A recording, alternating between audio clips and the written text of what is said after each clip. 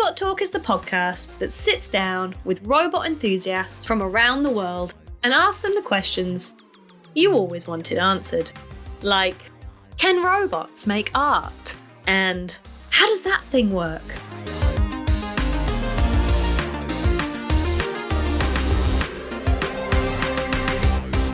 Hello everyone, welcome to Robot Talk.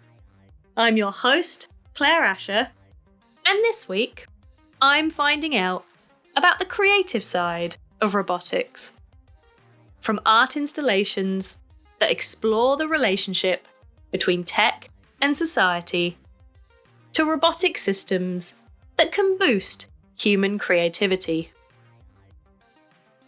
Before we get started, I'd like to remind you to subscribe to Robot Talk through your favourite podcast provider to make sure you're the first to hear the latest episodes. Another way to find out about new episodes is the email newsletter, which you can sign up to by going to robottalk.org. So, without further ado, I'm excited to introduce this week's guest. I recently had a really interesting chat with Vali Lalioti from the University of the Arts, London, about how art, culture, and robotics interact. This week, I'm talking to Vali Lalioti, a professor of creative extended reality and robotics at the University of the Arts, London, whose work focuses on how technology interacts with society. Hi Vali, wonderful to have you on Robot Talk. Hi Claire, thank you very much. I'm delighted to be in Robot Talk and thanks for the invitation today. So first of all, could you talk a little bit about your career path and how you came to work on the creative side of robotics? Yeah, that's interesting. Thanks for allowing me to share that. I have an interesting career that started from computer science. So I have a bachelor in mathematics and a PhD in computer science from University of Manchester. And I worked in computer science in the early days of virtual reality.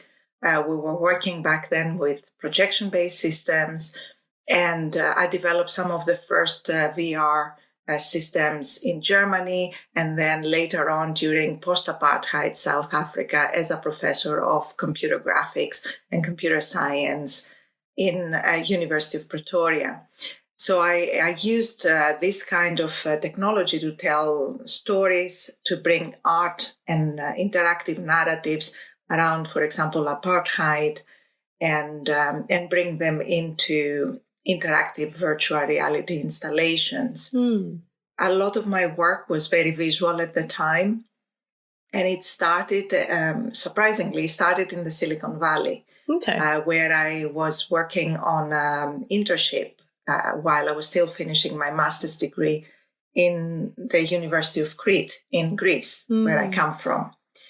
As my career progressed from academia into working with companies, I worked at the BBC, where I developed some of the first augmented reality productions. Cool. And that's also where I got an MBA. So I became then a professor of global innovation design, teaching in business schools and around the globe with my company how to make innovations with technology. Finally, the last bit of my training, my career, included a shift towards design.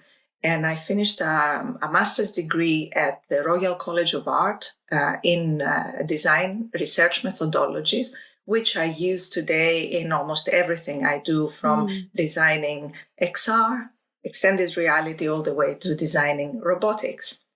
So robotics is finally something that I started doing while I was in the RCA, in the Royal College of Art, working a lot with soft robotics and looking at the impact of robots in society, which I continue doing now. My work, my research focuses a lot on how this type of technology, robotics and extended reality, affects, interacts, and develops more equitable societies. Fantastic. Perhaps unsurprisingly, given the topic of this podcast, most of the people I interview are, engineers or people who don't have a particularly kind of artistic or creative background. I've had a few people on who've brought the kind of art side in.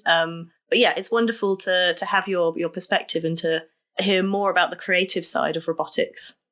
Yeah, thank you. It is very interesting to talk about creative robotics because I joined the University of the Arts London 4 years ago. And at that time, I led the programs and the growth of the institute we had about 50 students when I joined, and we are to about 700 at the moment. Wow. We started with 5 courses, postgraduate and undergraduate, and we are now at 15. And the great joy for me was to develop the first course in creative robotics in the UK, both undergraduate and postgraduate courses, which have started already running for a couple of years now. What we mean by creative robotics is really looking at how we can use robots creatively, but also how can we bring creative methodologies into designing robots so that we build robots that are better adapted, easier to use in conjunction with humans, and impact our society in ways that are equitable and sustainable. Yeah, it's really interesting, those kind of two different sides of it. When I hear the phrase creative robotics, I guess the first thing I think about is some of the more kind of creative uses of robots I've seen, like robot dance, for example. Yes, that's a good example. Robots are used a lot also in painting, in calligraphy. There are applications of robots that go beyond the factory setting. Yeah. It's also, when we talk about robots, people always have in their minds humanoids. Yeah. And it's very important to point out, especially for creative robotics, is that we are aiming to look at robots that are not humanoids or not only humanoids. So when I set up the creative robotics curriculum, we were very clear that we wanted to equip our students with all the technical expertise to be able to develop robots, to be able to operate robots, and also do research on robotics.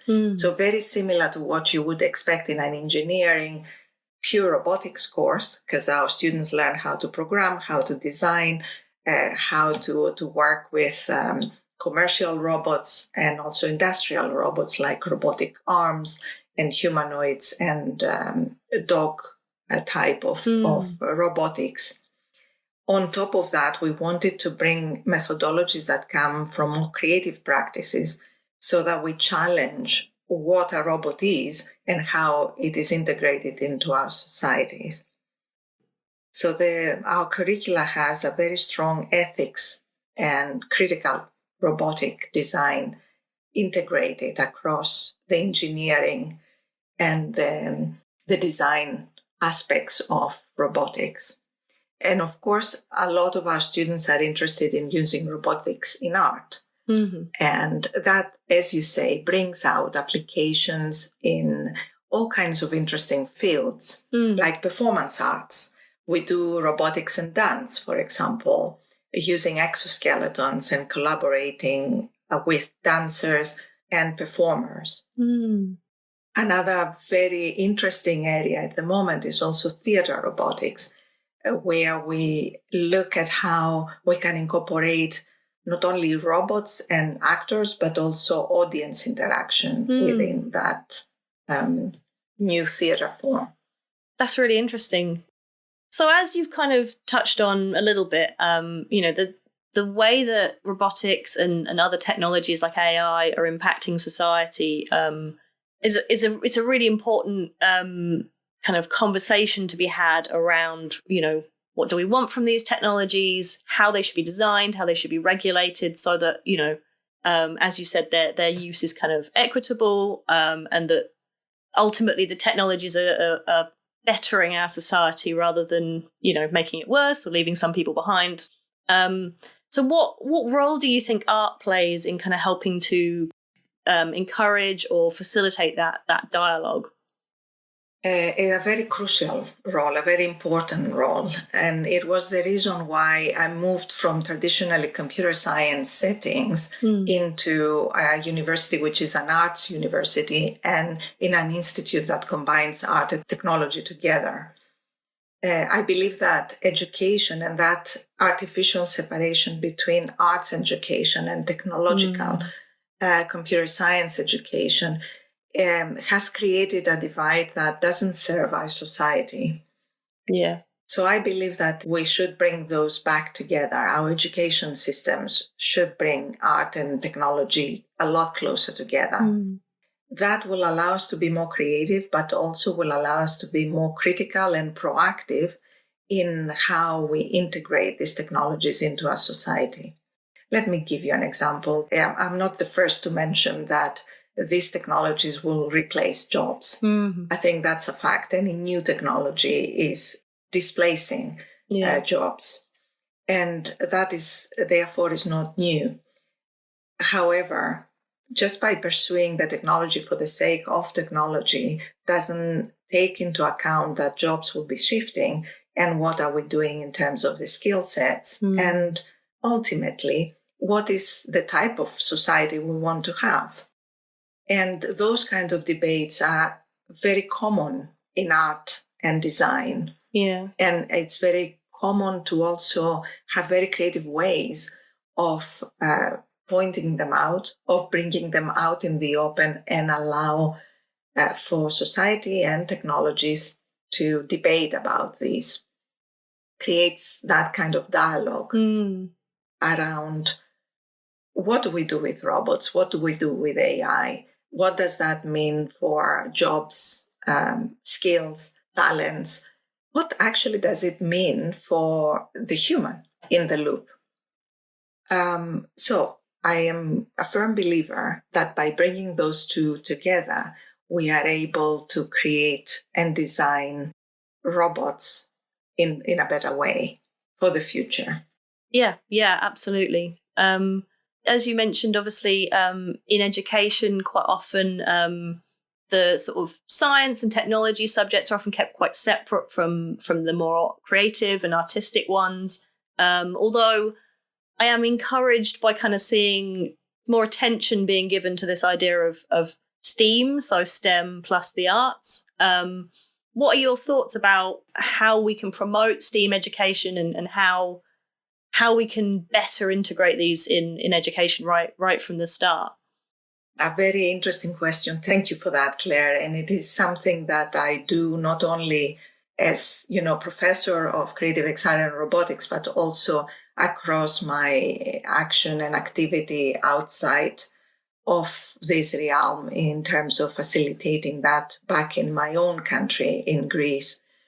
It is very important to me because, you see, first of all, I'm a mathematician and I'm a computer scientist, but it was because I didn't have art while I was at school. It was not a taught subject. It was not very much encouraged, in particular, as a woman, as a girl. If you were good in maths, then, it was actually encouraged to go and study that. Okay. Because it was considered unusual. Sort of gender stereotyping comes into this a lot. Yeah. So by breaking those silos between science and art and not having to choose between the two, but actually being able to integrate them easier in what our students are doing from very young age, it will allow for, first of all, more women to be engaged with science and physics and STEM subjects because they become more interesting. But also it will recognize the fact that STEM subjects are also creative. Yeah. As a mathematician, as a computer scientist, I also felt extremely creative. It's just my tools were different. By creating this STEAM education, as we call it, so science, technology, and arts together, we allow for the natural talents of our young people to work across the current silos and be encouraged to be creative with technology, and also technologies being creative with art. Yeah. And I mean, there's so much creativity that is needed. I mean, you know, by definition, building a robot is creating something that wasn't there before. And so if you have people who are responsible for making robots who haven't had any opportunity to kind of learn about the creative arts or explore their own creativity, that's presumably, I guess, going to hamper their ability to, you know, design useful, interesting, cool robots. Yes, and I will say the usefulness of them is quite important, because that is the link between a machine, a robot, and the human. Yeah. And it's that interface that will benefit mostly when it comes to integrating arts and humanities. And we're talking about arts and creative making. I would like to bring into this also methodologies that tap into human cognition, philosophy around new systems and assemblages of humans, machines, and AI. There is a totally new way of looking at the problem of bringing robots into our societies, that art and humanities have methodologies to go around this and to debate, dialogue, and design in different ways. So there's a lot to gain in terms of science and technology, so in terms of how we create and design robots, if we bring those things closer together in our education. Yeah. My own experience from setting up the creative robotics courses, but also the first Creative XR and Robotics Research Hub within the University of the Arts London, is that it allows us to bring, to fast track, if you like, development in robotics, because we're getting input from puppeteers that know how to make puppets move in engaging ways. Taking that knowledge and designing it into robotic movement actually benefits the robotic field. Yeah. That's just one example of how rich breaking those silos can be. Yeah, that's such an interesting point. Yeah. I mean, I know you were kind of very clear to point out that it's not just humanoids that you're interested in, but certainly like with humanoid robots, when they don't move quite right, it kind of steps into that uncanny valley and makes people maybe feel uneasy around them. Yes, exactly. That's a very good point. And it applies also to another part of my research, which is about well-being and healthy aging. It is also, even when you don't look at humanoids, you look at companions that might have totally different forms. Yeah. And in my mind, I think of a fantastic Japanese robotic example where a companion is a cushion with a waving tail. I think I've seen that one. Yeah. Yes. So I work a lot in Japan, and because the way that they think about robots is very, very different, and they're looking at robots that are not necessarily fully intelligent. In fact, they are abstracting down from what we're doing in the West. And that means that you could create robots that are simpler. They are more acting as robotic companions without replacing the human-to-human interaction and companionship that is absolutely necessary for healthy aging, for example. Yeah, absolutely. So we had an audience question from Shirley on LinkedIn. Shirley says, how do robotic technologies impact the processes of art creation and viewer interaction? Oh, thank you very much for that question, Shirley. I really appreciate it, especially because it's a very important debate for all arts universities at the moment and arts education. And of course, all the people that are teaching fine arts, for example, or other sculpture and so on.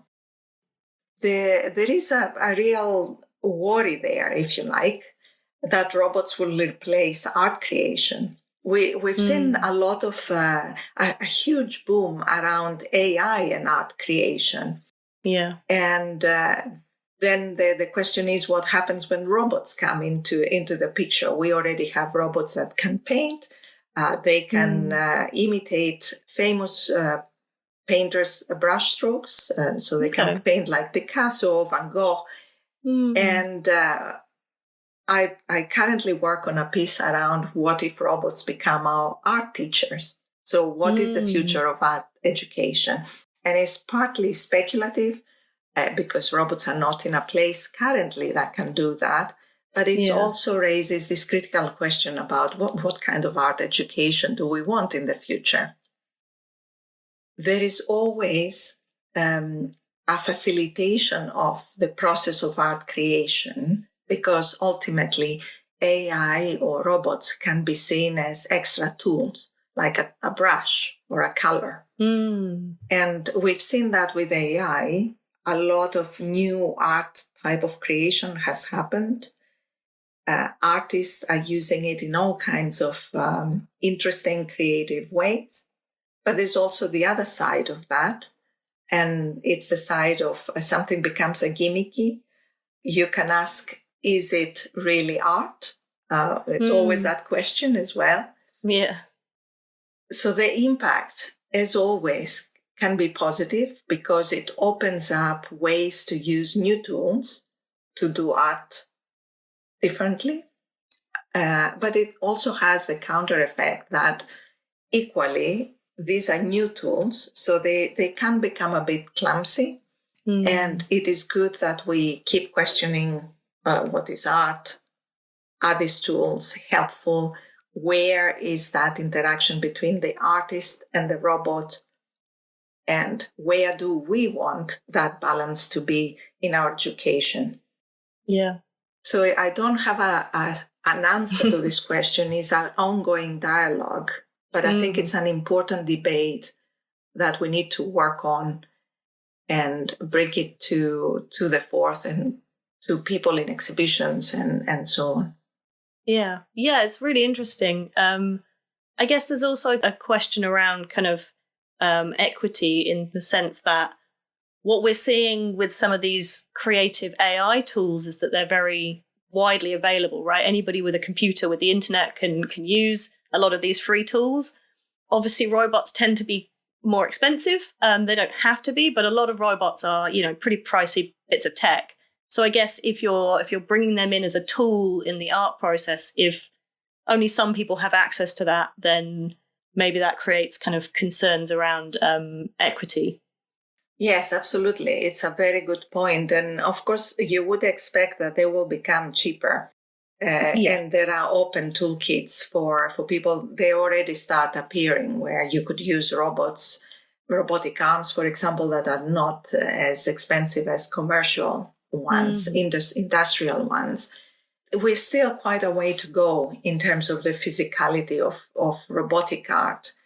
However, I think it is important to keep in mind that it will develop similar to AI quite fast.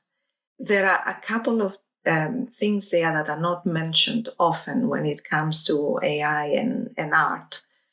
And the first one for me is the impact on the environment. We forget that we're talking about electricity, a lot of use of electricity to design these spectacular AI installations and AI inspired art. So that's one element which sometimes goes unrecognized. And the other part is the art ecosystem, the art business ecosystem. So you will allow me to just talk from the perspective of a professor of business schools and look at the business model. Sure. Because we very recently saw the famous sale of the first robotic portraits that were done, and I believe they reached 1 million. Wow. Which is quite interesting to consider. What does that mean? What does it mean for a robotic generated art to be perceived as art creation and be sold to this high value. Yeah. And that, again, is something that we should look into in terms of that interaction between art creation and robotic tech. Yeah, really, really interesting things to ponder. So Shirley also had a second question, which was, how does cultural context influence the adoption, adaptation, and perception of robotics within various artistic practices? That's also a question very close to my heart, the cultural side of robotics. And that's what brought me to work with Japan. Because they seem to be able to adopt and have a different perception about robots than we have in the West. So if you look at the debates in the West, there are a lot about robots taking jobs, robots are dangerous. There is a lot that stems from our perspective, both our economics, the realities of job losses, and also our science fiction. You know, it is interesting what science fiction does to the perception of robotics. Yeah. Also, when we think about robots in the West, we really think humanoids, metal, very hard materials. Yeah. Now, when I moved to Japan, I spent two months there just after COVID, working as a visiting professor at the University of Tokyo, and exploring both the various forms and applications that robots are used in Japan, but also what makes that culture adopt robots in everyday life a lot easier. And with that, for people that haven't been to maybe Tokyo, just to say that you encounter robots in cafes, in people's homes, and in all kinds of shapes and forms and functions. That's not the case in London, for example. It's very rare to see robots. And in Tokyo, you will have humanoids like Peppa, now been retired. They are doing shows in restaurants. You will have robots being in an avatar cafe where they allow people that are not able to work because they, for whatever medical condition, they have to stay at home. They actually employed and through robotic avatar in a socializing context in an avatar cafe. There are very different applications thought through in the context of Japanese culture. For me, it's fascinating because it allows me to explore what can we learn from there and what does that mean for designing robots in different ways in the West. How can we incorporate robots in ways that are more equitable, as we talked about, enabling parts of our communities that, for example, are not able to work, giving them access to work. It's the exact opposite from the debates and the dialogues we have at the moment about robots taking out work. Yeah. Is actually seeing examples where robots provide work for people that might not be able to move out of their homes, for example. Yeah. What I found working with Japanese roboticists is that their upbringing comes from looking at Japanese comic books and heroes that portray robots as the alter ego of humans. Okay. So there isn't that separation between human and robot in their characters. So they have Atom Boy is a very well-known hero, a boy robot. Doraemon is another one. But along the way that the kids are brought up, they are brought up to think that robots are just an alter ego. Compare that to Exterminator in the West, and I think you both understand my age, but also you understand the context in which the West is designing, perceiving robots. Yeah, absolutely. I mean, this is a topic I've kind of discussed on the podcast before about the impact that so much really quite negative portrayal of robotics in popular culture has had on everyday people's perception of what a robot is, what it can be, what it should be. It's really interesting. I'd never considered how different it is in Japan before.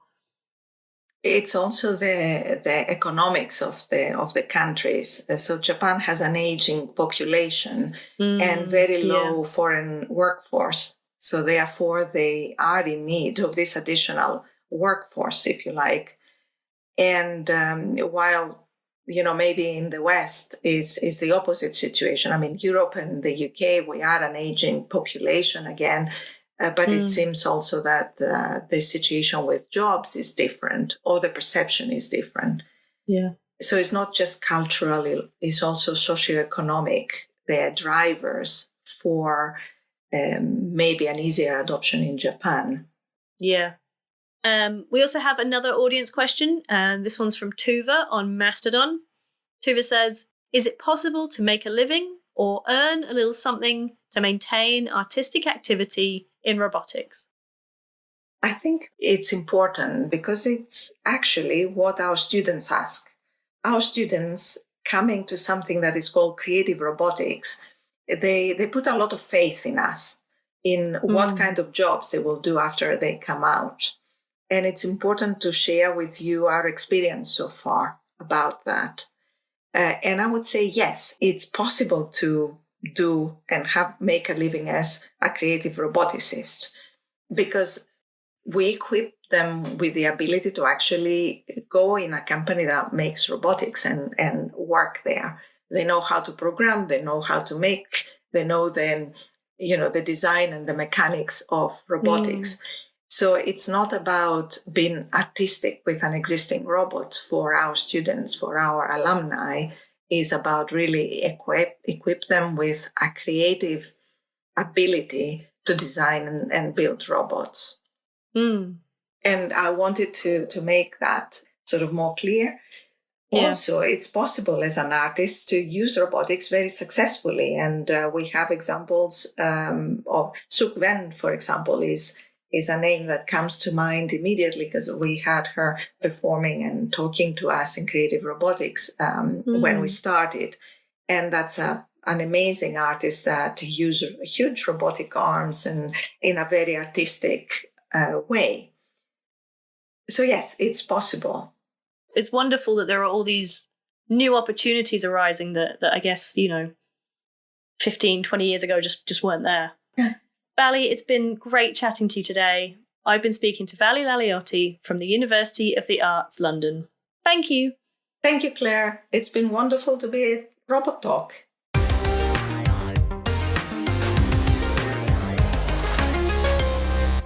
Thanks for listening.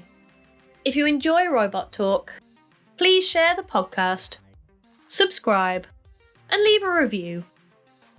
It really helps boost the podcast. So thanks in advance. And make sure you check out @Robot Talk Pod on social media to see a photo of the speculative art installation exploring the future of art education that Vali and I talked about.